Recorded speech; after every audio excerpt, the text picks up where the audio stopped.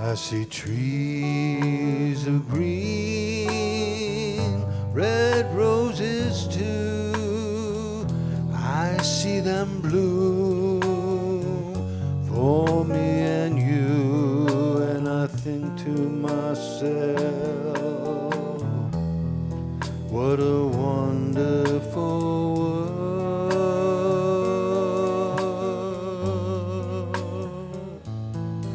I see skies of blue, clouds of white, light blessed day, dark sacred night, and I think to myself, what a wonderful world.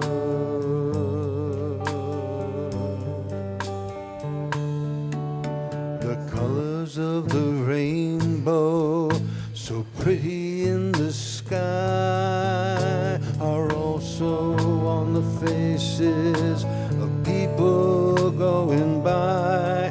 I see friends shaking hands, saying, how do you do? They're really saying, I love you.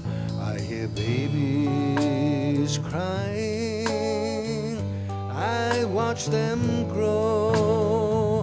They'll learn much more than I'll ever know, and I think to myself, what a wonderful world.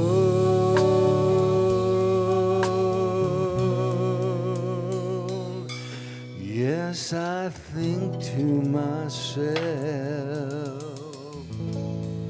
what a wonderful world.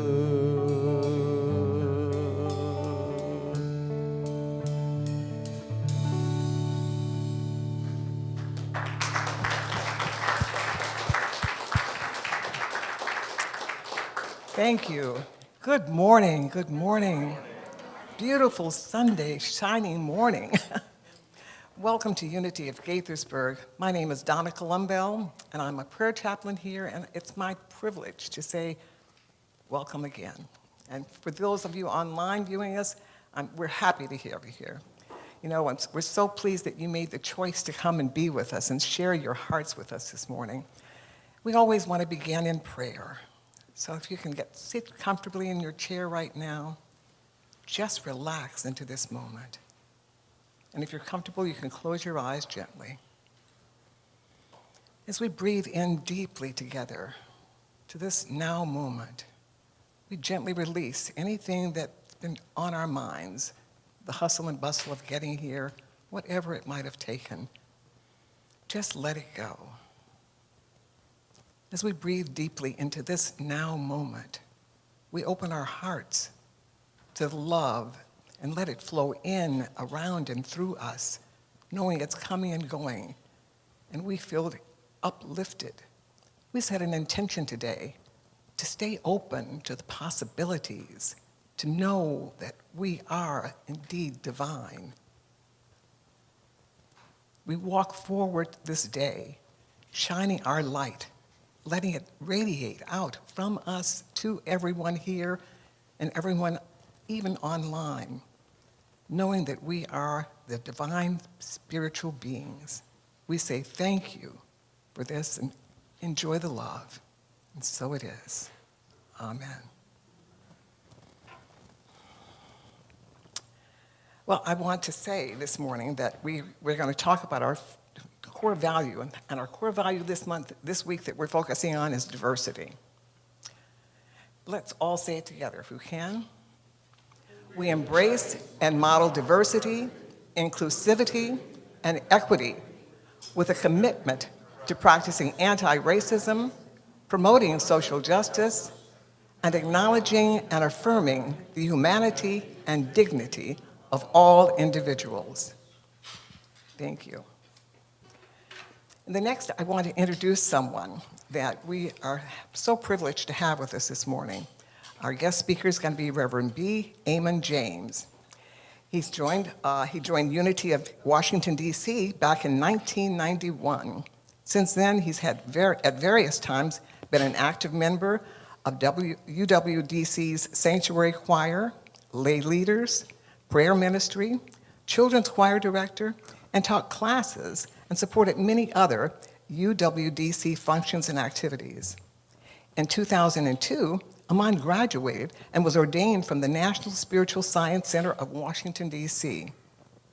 Eamon is also a member of the Columbia Center for Spiritual Living, where he serves on the board and as a musical director. In September, he'll begin training to become a licensed practitioner of the Centers of Spiritual Living.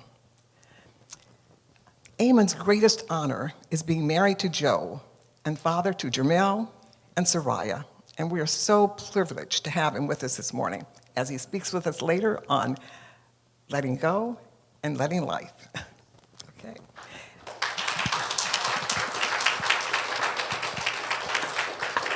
And now we have a special song. We're going to dive right in. I release and I let go. I let spirit run my life, and my heart is open wide. Yes, I'm only here for God. No more struggle, no more strife. With my faith I see the light. I am free in the spirit, and I'm only here for God. I release and I let go. Let the spirit run my life, and my heart is open wide. Yes, I'm only here for love.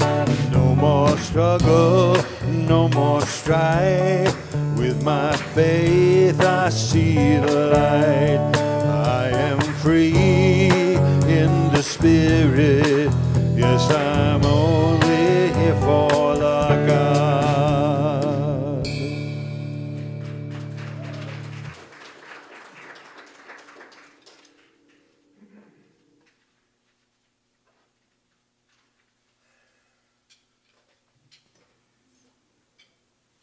Good morning. I'm Carol Plummer, and I'm here to share with you our transformational opportunities. Oh, first of all, the first one is we have the table outside. And remember how we used to have just a wonderful array of different foods and things? And that was because people brought stuff. And instead of having assigned weeks like we used to do, we're just going to let it be. Bring it whenever and whatever you want. So I love that it's no schedule. In fact, this morning, I realized I bought a box of 48 bars. You know how you got that at Costco, those big boxes? And I realized I still had a bunch, so I brought a dozen of those to share with you all this morning. So check it out. So it's really easy to do. So the next thing is pick a party. This Friday, you can clap, go ahead Elizabeth. So Friday night is our talent night. And it's open mic, and we have some wonderful talent already lined up. In fact, we're going to have a dancer here. She's here. She came here to check us out, and she'll be here in her sari and beautiful dances. So we're really delighted. Plus, there's lots of great music, lots of great singers. We need more people in the audience, so go online and sign up. Yes, Jerry.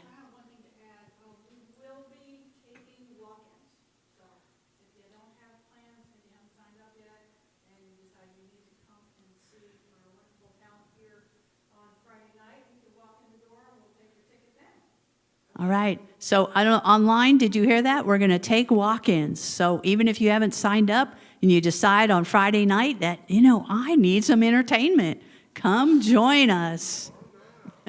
Come on down. That's right. So, and the other thing is, let's see, the painting party is sold out. The sourdough bread making is sold out. St. James Place is you determine your date. So that's still available. Hey, so next is World Day of Prayer on September 7th and 8th for 24 hours.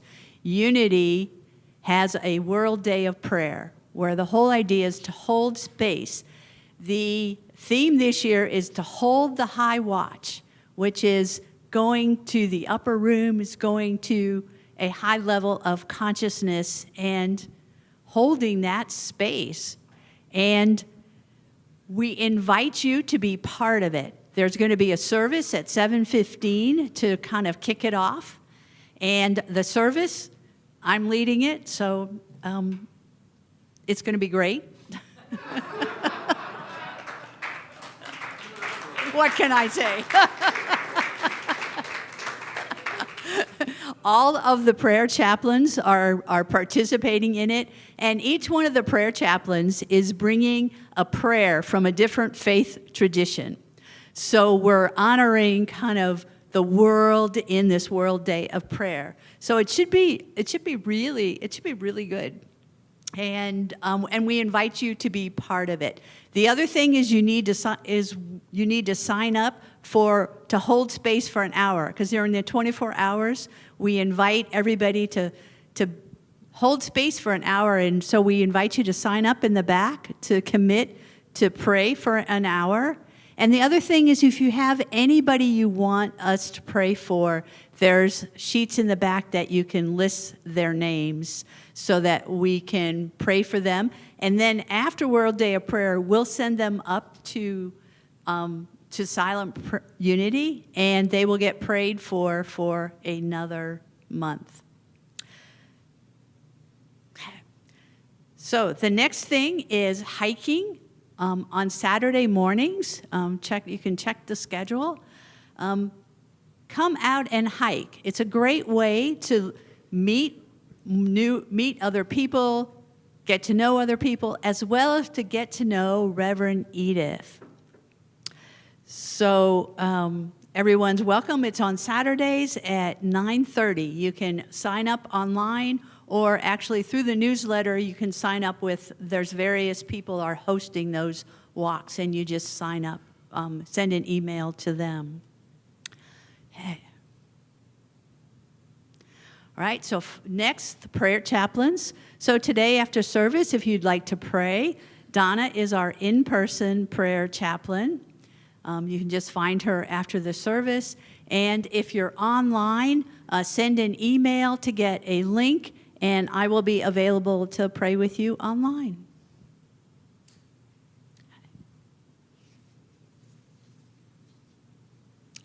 Today, our daily word is holy.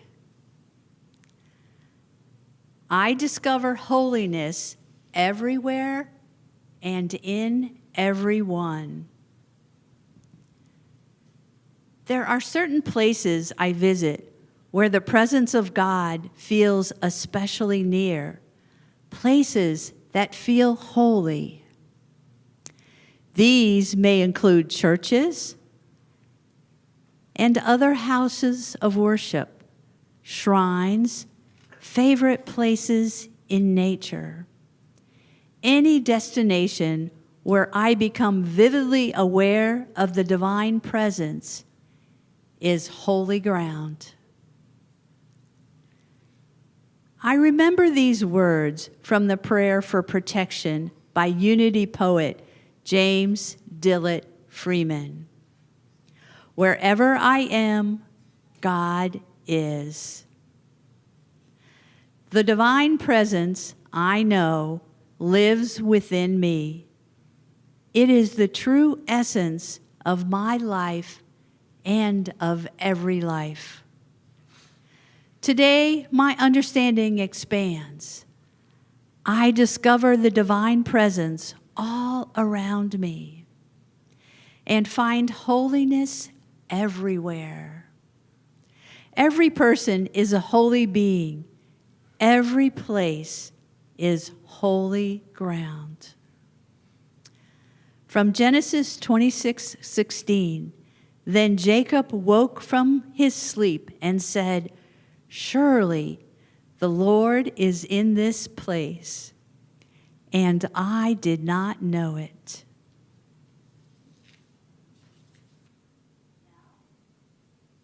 Amon is going to lead us in a meditation.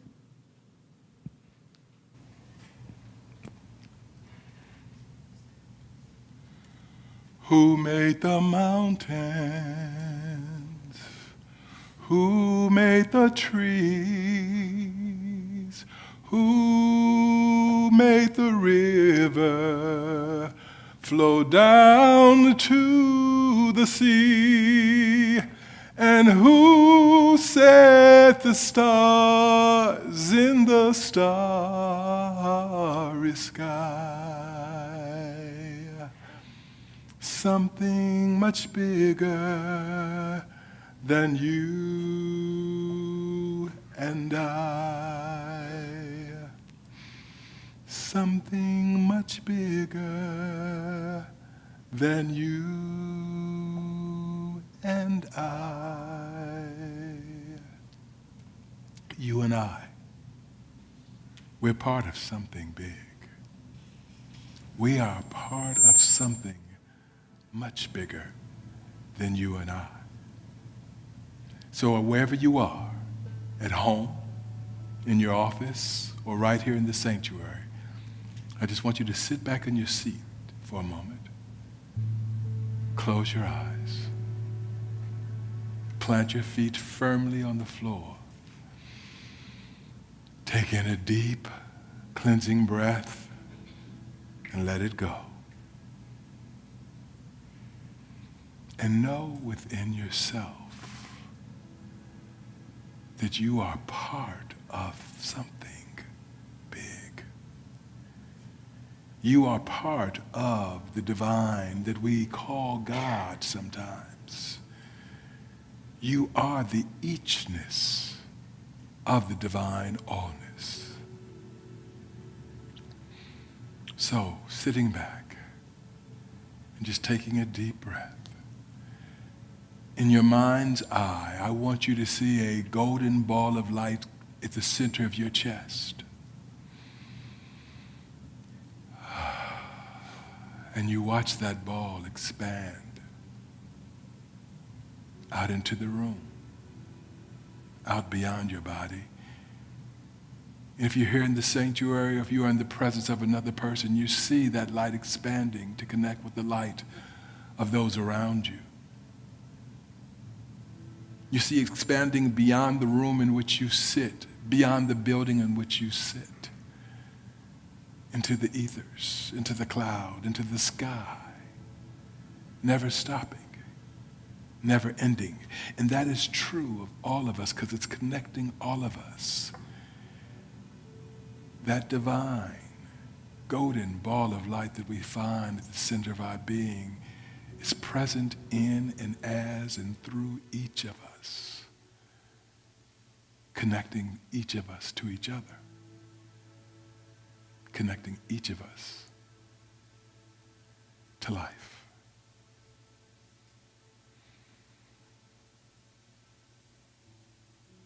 And as Ernest Holmes says, there is only one life. That life is God. That life is perfect.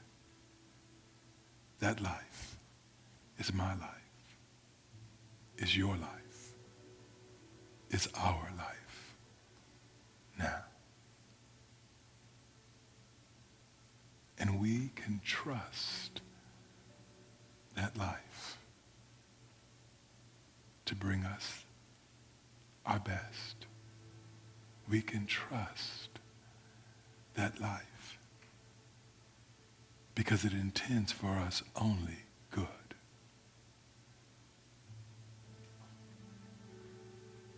There is only one life. One life. That life is perfect. That life is God. That life is our life now. And I just ask you to hold at that thought.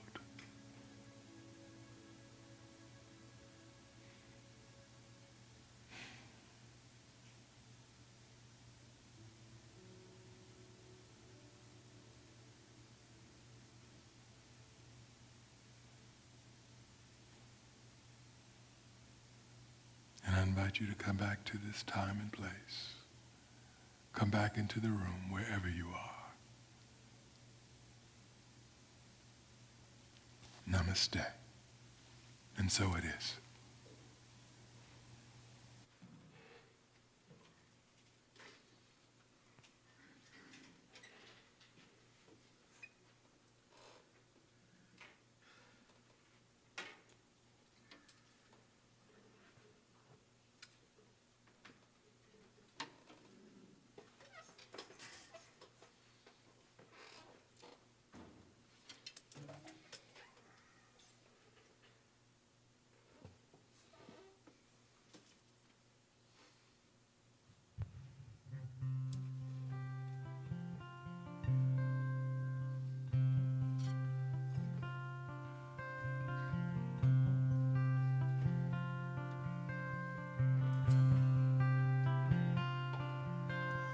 Standing by my window, hidden by the night, harboring private wounds, safe and out of sight. There's an agony in living, but comfort in the truth that no one knows my heart better than you.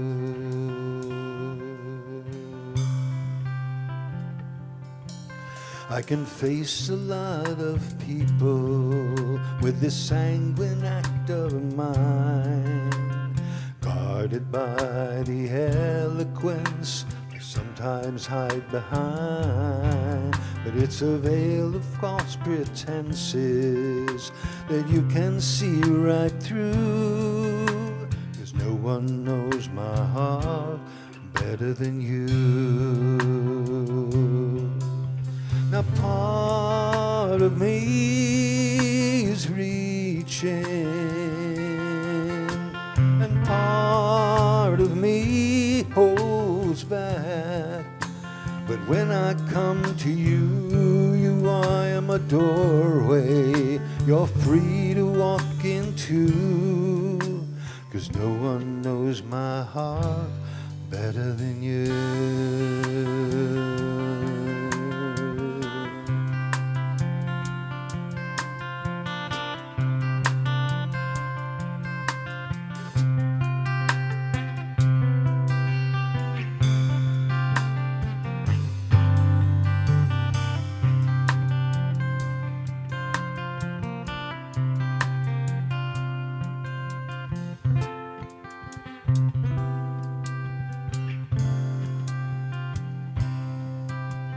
Part of me is reaching,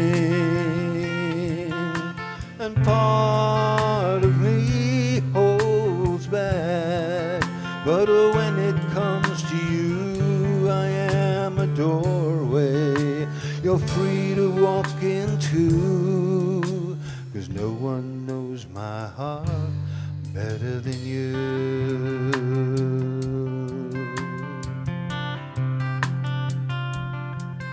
There's an agony in living, but comfort in the truth that no one knows my heart. Oh, no one knows my heart.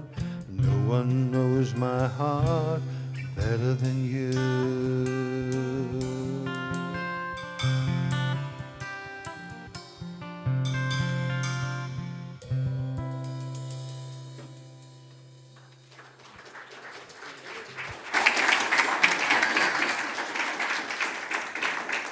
That was beautiful. Thank you.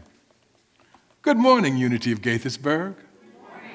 I'm so excited to be here with you this morning. As you know, Donna shared, I've been with the Unity movement since 1990 in Unity of Washington, D.C., and this is the first time I've been here, so it's an honor and a privilege. And this is a beautiful, beautiful place. I can see why you all want to come back every Sunday, even virtually. I can see why.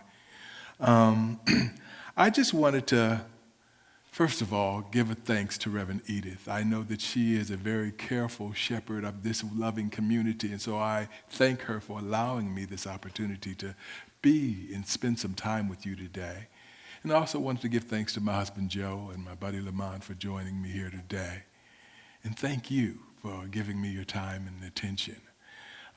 But before we get started, let's just say a word of prayer, shall we? What I know is there is only God.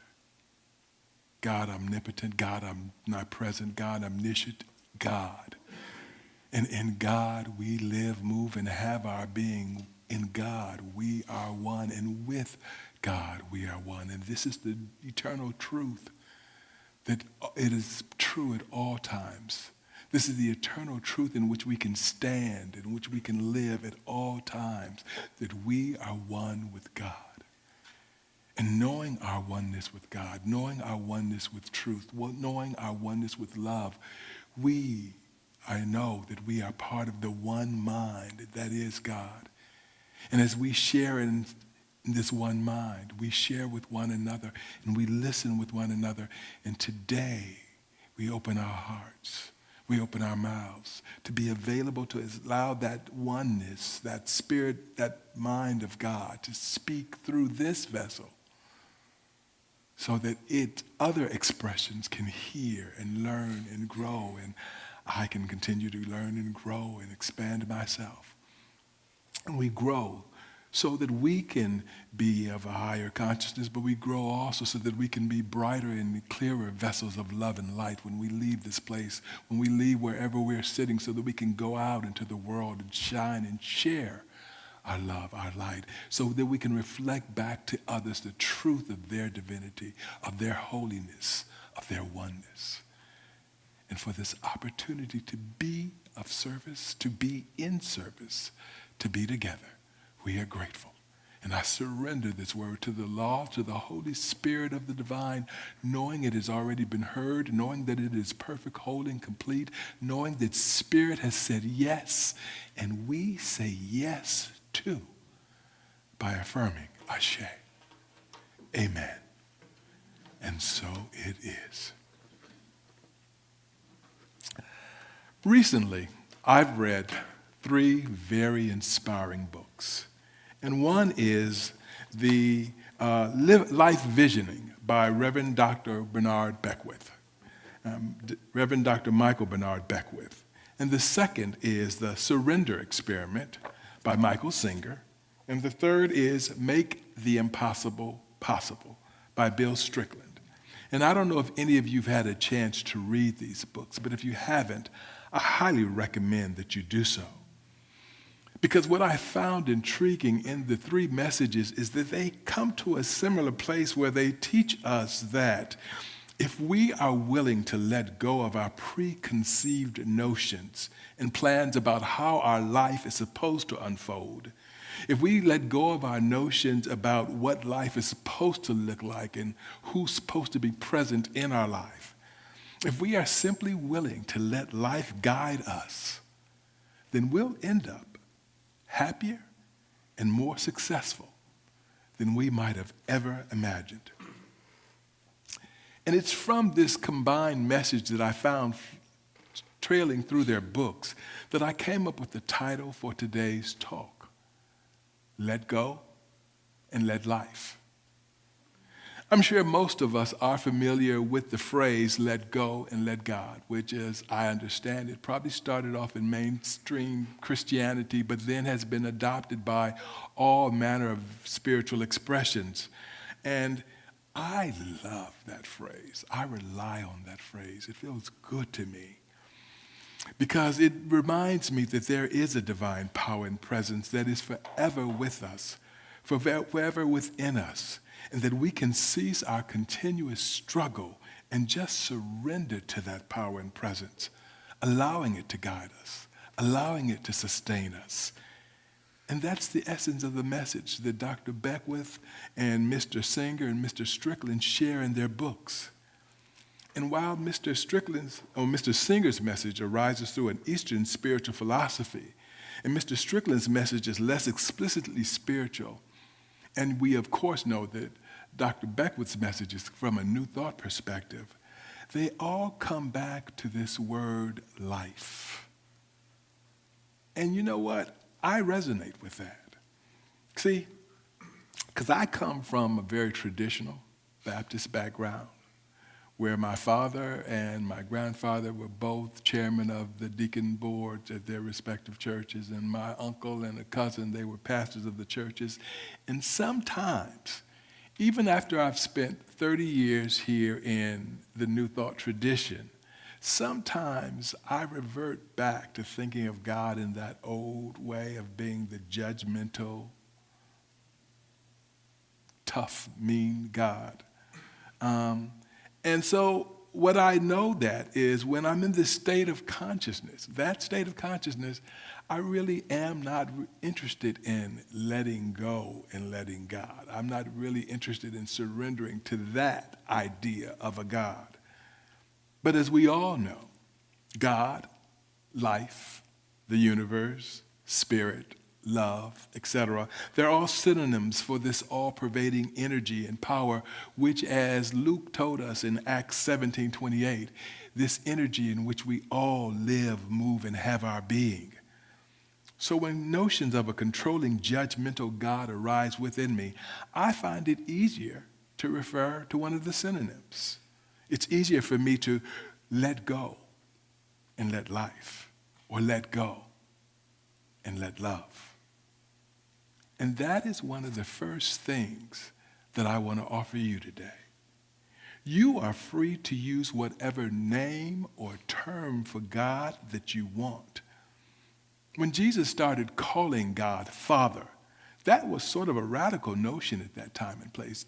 Traditionally in the Jewish religion, they had not been calling God Father. But Jesus chose a word that made him feel comfortable, that reflected his understanding of his relationship with the divine.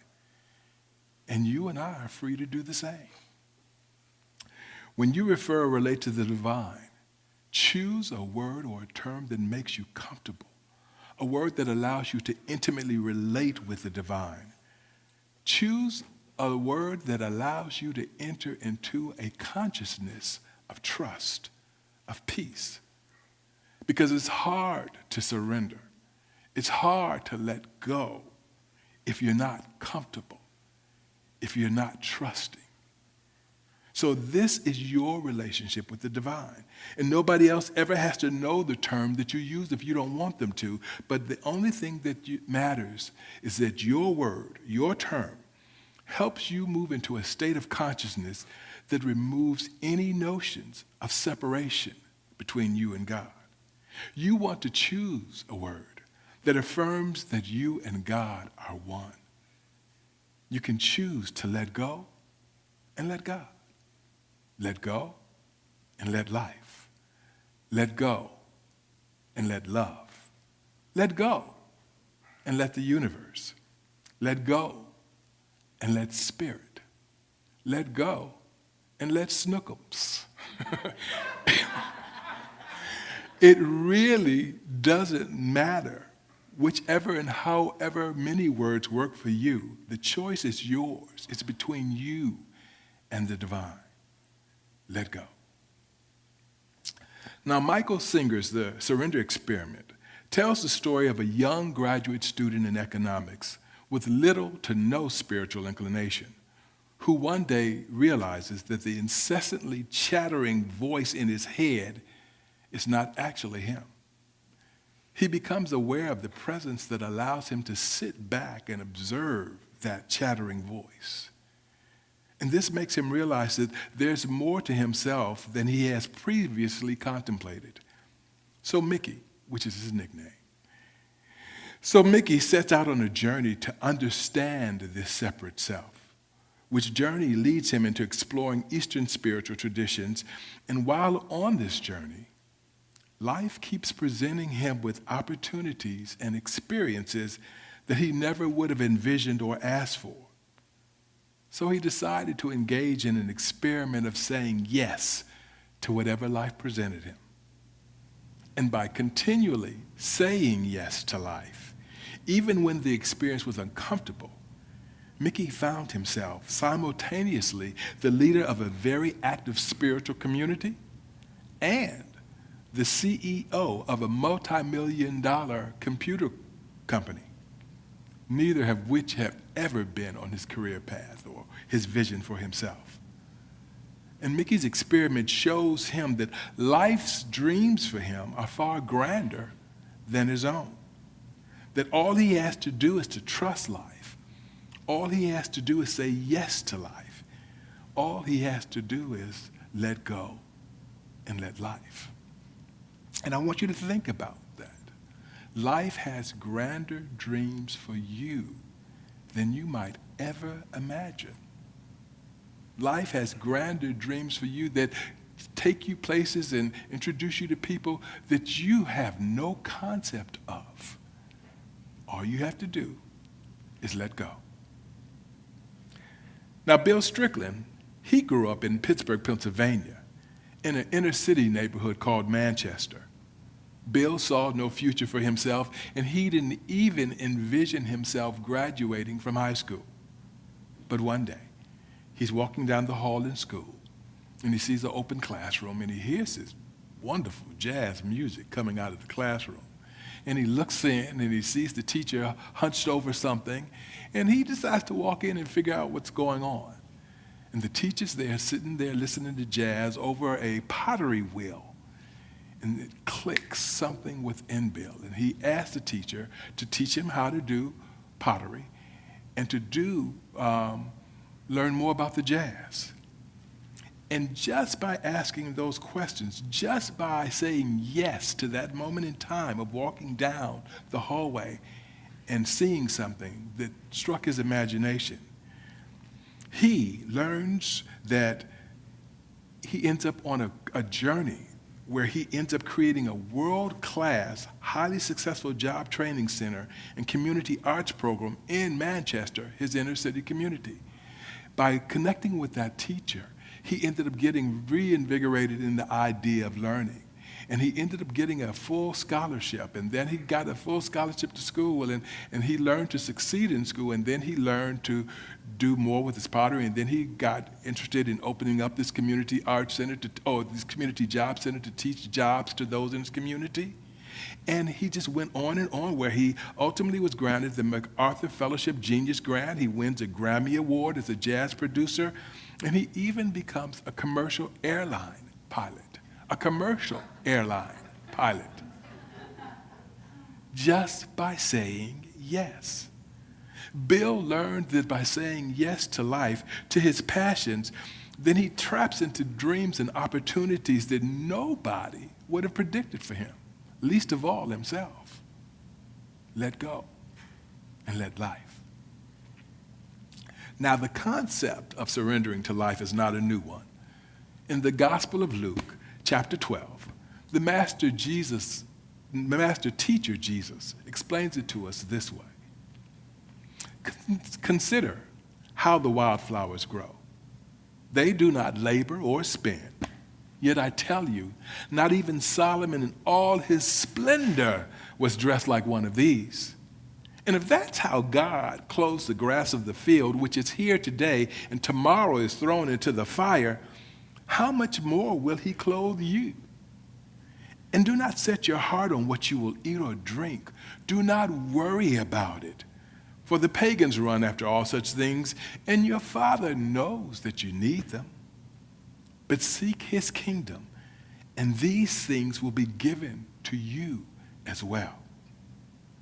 Here, Jesus encourages us to stop struggling and trying to control our lives. Instead, we're encouraged to focus on doing that which brings us into the divine presence, which is the kingdom. And I cannot think of anything that brings us into the divine presence, nothing that puts us in sync with the divine more than quickly saying yes to life. And I want you to allow me to share this passage with you from the surrender experiment. It's a bit long, but I think it's worth it. Every day, we give precedence to our mind's thoughts over the reality unfolding before us. We regularly say things like, "It better not rain today because I'm going camping," or "I better get that raise because I really need the money." Notice that these bold claims about what should and shouldn't be happening are not based on scientific evidence. They're based solely on personal preferences made up in our minds. Without realizing it, we do this with everything in our lives. It's as though we actually believe that the world around us is supposed to manifest in accordance to our own likes and dislikes. If it doesn't, something surely is very wrong. This is an extremely difficult way to live, and it is the reason that we feel that we are always struggling with life. Nonetheless, it is also true that we are not powerless in the face of the events unfolding around us. We have been gifted with the power of will. From deep inside us, we can determine how we want something to be and apply the power of our minds, hearts, and bodies in an attempt to make the outside world conform. But this puts us in a constant battle of our way versus the way it would be without our interference. This battle between individual will and the reality of life unfolding around us ends up consuming our lives. When we win the battle, we are happy and relaxed. When we don't, we are disturbed and stressed. Since most of us only feel good when things are going our way, we are constantly attempting to control everything in our lives. The question is, does it have to be this way? There is so much evidence that life does quite well on its own. The planets stay in orbit, tiny seeds grow into giant trees, weather patterns have kept forests across the globe watered for millions of years, and a single fertilized cell grows into a beautiful baby. We are not doing any of these things as conscious acts of will. They're all being done by the incomprehensible perfection of life itself. All these amazing events and countless more are being carried out by forces of life that have been around for billions of years.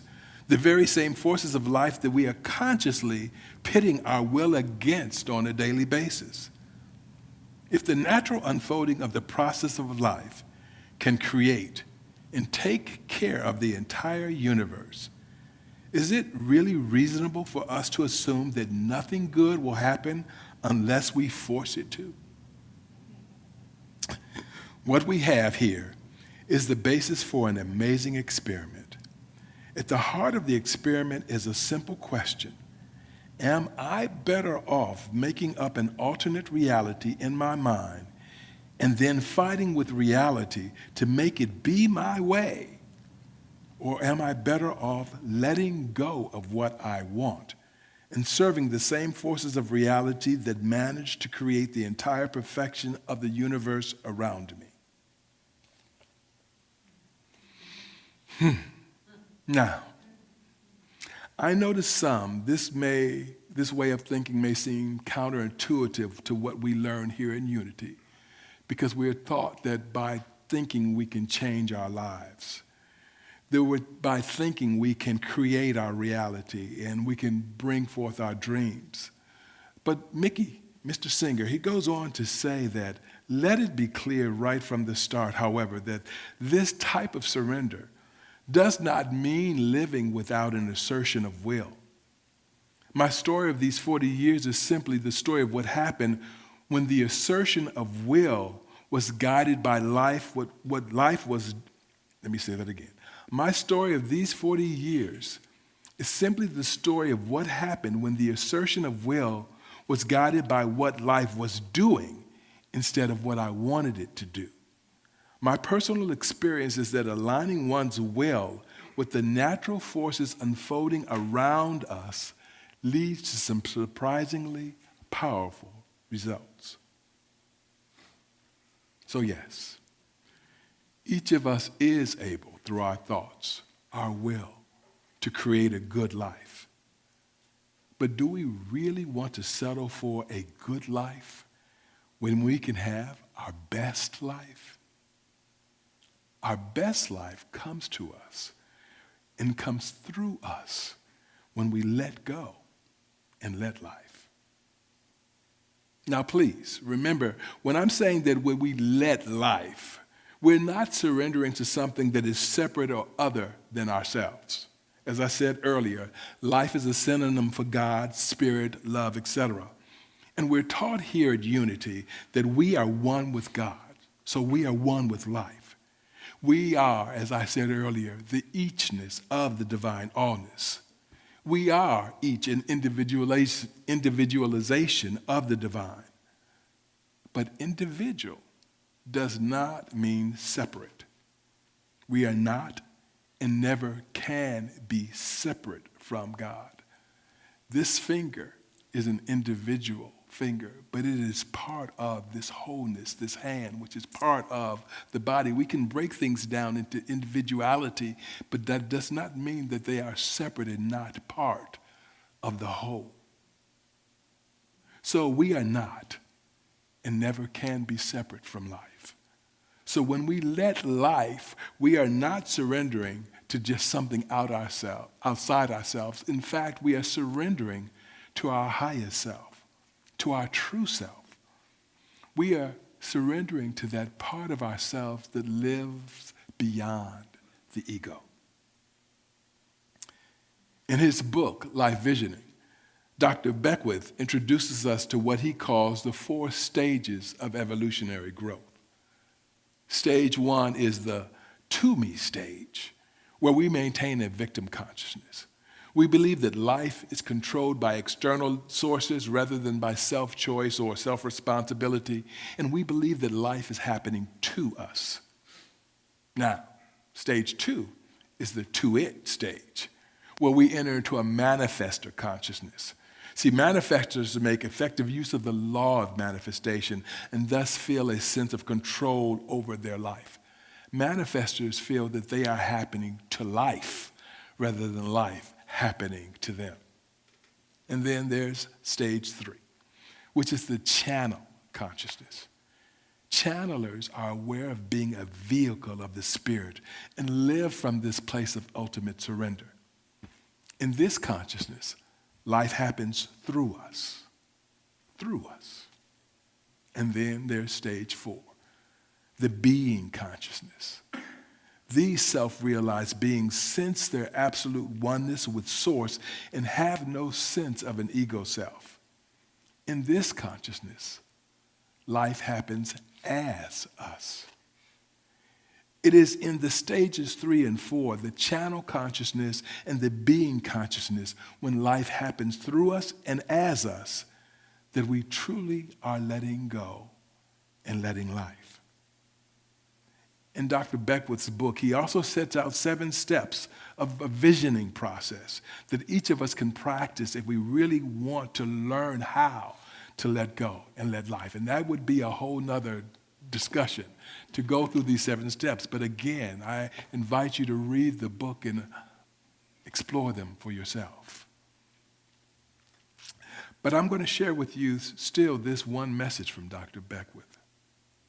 Visioning is about the evolution of who and what you are as a unique, individualized emanation of Source and what you have come on the planet to learn, express, and contribute. It's a way of providing yourself with tangible evidence that you're not here to be a passive bystander or spectator, nor to be blindly pulled along by society's ever-changing tides. Visioning is an adventure into your own deepest self to discover there are all the gifts, the skills, and the requisite qualities of consciousness to live a most excellent life, a life of yes. Visioning is an invitation for you to let go and let life. When we do, we allow ourselves to let go of our ego. We let go of our fears. We let go of our past. We let go of our prescribed notions of situations and circumstances and how people are supposed to show up. We practice trusting and surrendering to that presence within us that knows itself as the divine. So I'm inviting you to trust life, to trust God, to trust Spirit, to trust Snookums, to trust whatever it is you call the divine. When opportunities come your way that seem outside of your comfort zone, trust enough to let go. Trust enough to let go of your old fears, your old concerns, your old patterns. Trust and let go of all that you've previously allowed to hold you back, that previously you have allowed to keep you from saying yes. Because even though you may be uncomfortable, let go. Let life say yes. Because you're not on your own. You have the strength, power, and love of the universe within you and supporting everything you do. Life is a journey you can take. It will guide you if you allow it. It will never force you down any path, but it is always extending to you an invitation to follow it. You have the power to say yes or no.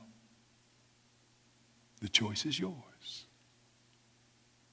Today, let's choose together to let go and let life.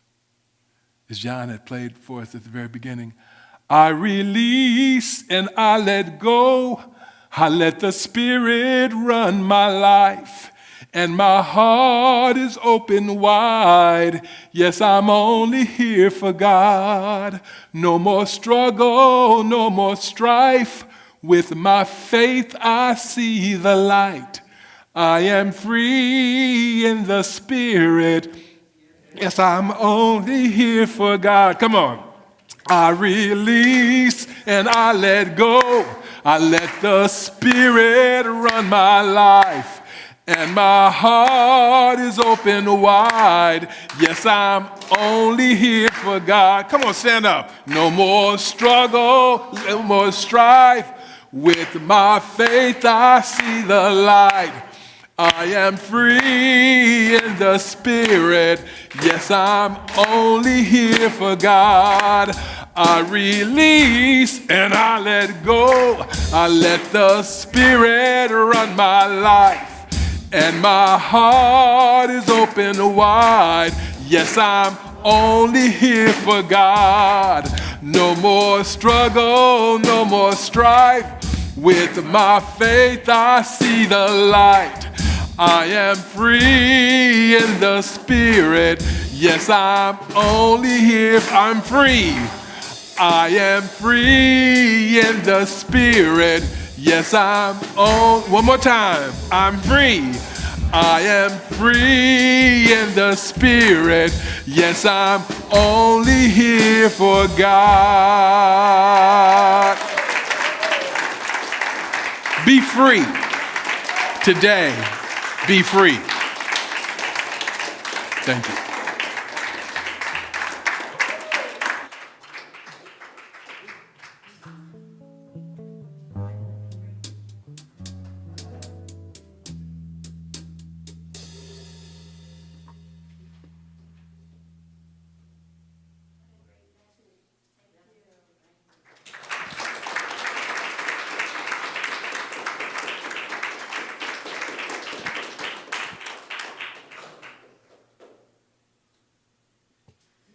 Oh, it's supposed to be music, not tithes and offerings?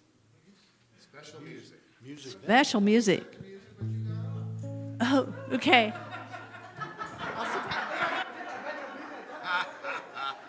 That's all right.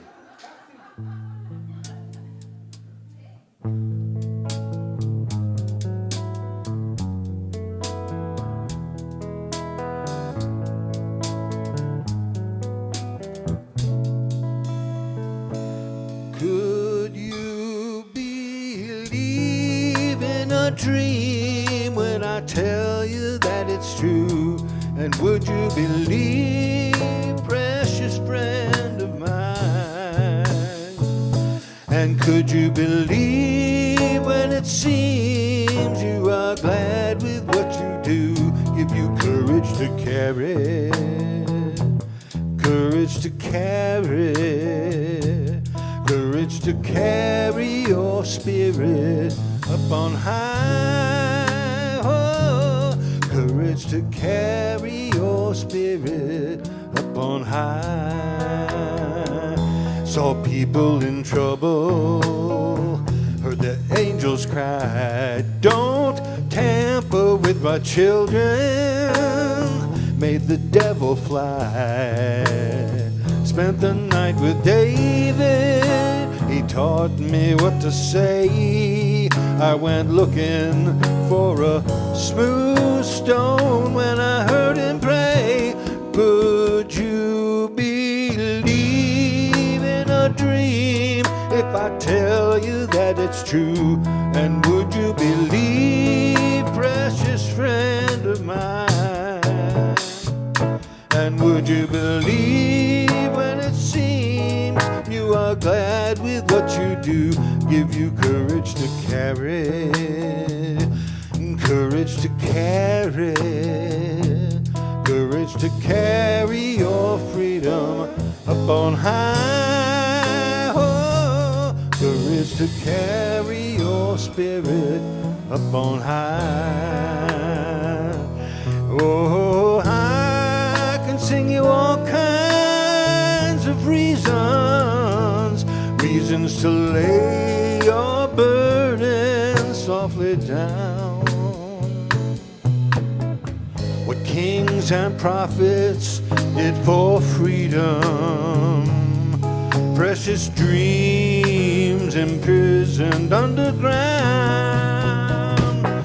Well, I got this song that I sing, and I'll make the mountains ring. Tell my mama that I am homeward bound. Could you believe in a dream when I tell you that it's true? And would you believe, precious friend of mine? And would you believe when it seems you are glad with what you do? Give you courage to carry, courage to carry, courage to carry your spirit up on high. Oh, courage to carry your spirit up on high.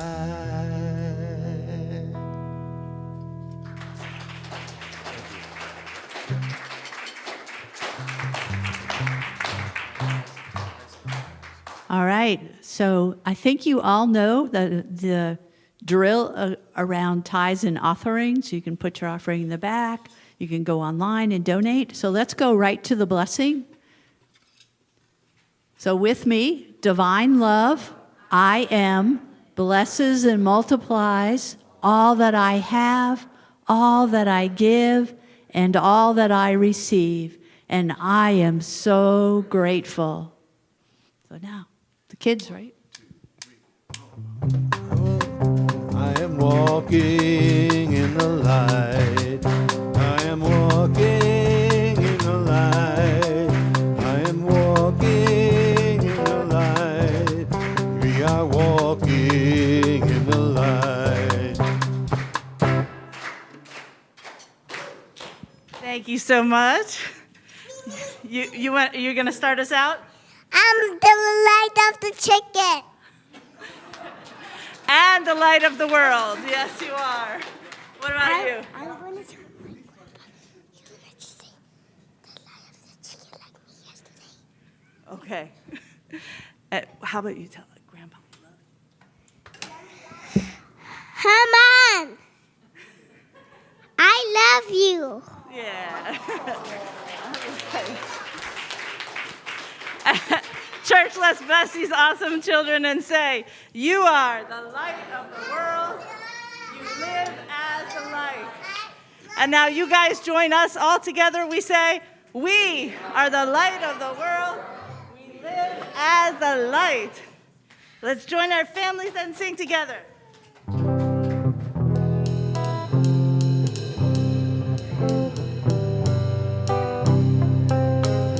Let there be peace on earth, and let it begin with me.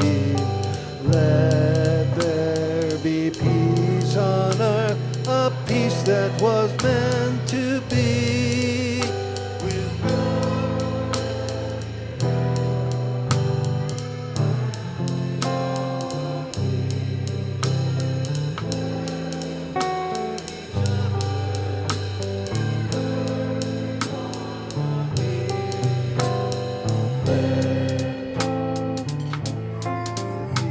let this be the moment now.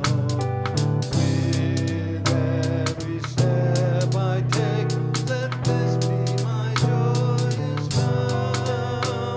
To take each moment and live each moment in peace eternally.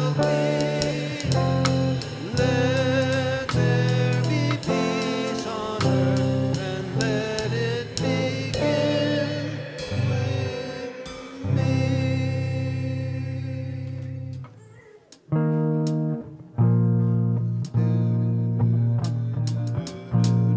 The light of God surrounds us. The love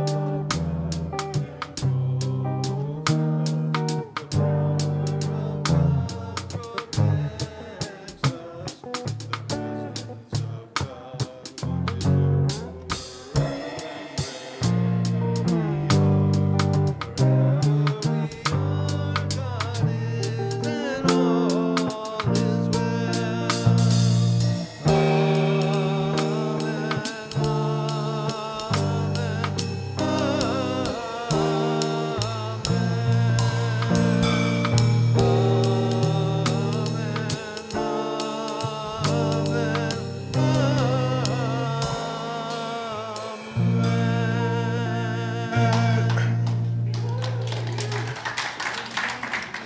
And so we leave this place today knowing that we are part of something much bigger, and we willingly say yes to that. We willingly say yes to the life that surrounds us, that fills us, and flows through us, and we allow it to shine through us brightly, clearly, so that all can see the love we are, the peace we are, and they can see it reflected back in themselves. And so we go and letting life. Go in peace.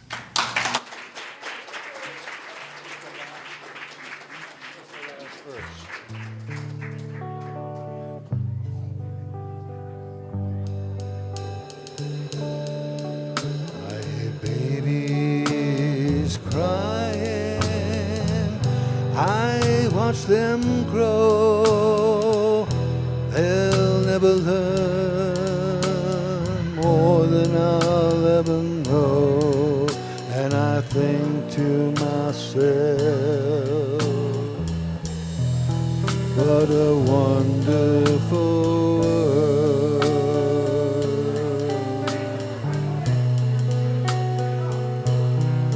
Yes, I think to myself, what a wonderful